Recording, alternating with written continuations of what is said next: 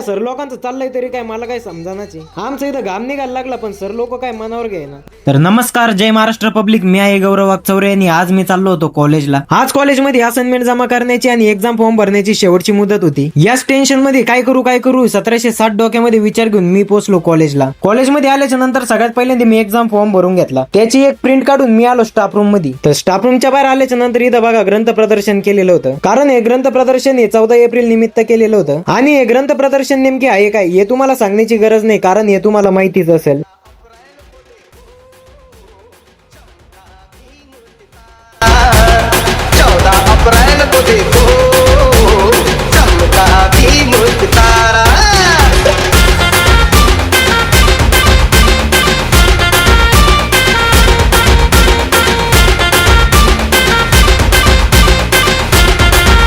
आमच्या कॉलेजचं हे ग्रंथ प्रदर्शन तुम्हाला कसं वाटलं ते कॉमेंट मध्ये नक्की सांगा. तुम्हाला सगळ्यांना 14 एप्रिलच्या हार्दिक शुभेच्छा. आपल्या कॉमेंट मध्ये निळ्या रंगाचा राडा करून टाका. आता या स्टाफ रूम मध्ये आपल्याला एक्झाम फॉर्म चेकिंगला टाकायचा होता. एवढे 1760 कुटाने सकाळपासून आपण या एक्झाम फॉर्म साठी करीत होतो. मग मॅडमनी त्याच्यातल्या 2-4 चुका काढून आपल्याला फॉर्म डिलीट करायला लावला. मग 61-62च्या स्पीडने या बिल्डिंग मधून त्या बिल्डिंग मध्ये पळायला सुरुवात केली, कारण आजची अंतिम तारीख होती. एवढ्या मोठ्या बिल्डिंग मध्ये 1101 वेळेस चक्रा मारल्याच्या नंतर आम्ही मोकर दमलो होतो. एवढं दमल्याच्या नंतर सुद्धा आम्ही व्हिडिओ काढायचा काय थांबलो नव्हतो. चक्रा मारून दमल्याच्या नंतर माझा सुकलेला चेहरा घेऊन मी येतो इथं विश्रांतीसाठी. संकेतानं आम्ही एका ठिकाणी बसल्याच्या नंतर आम्ही कॉलेजचं वातावरण बघत होतो.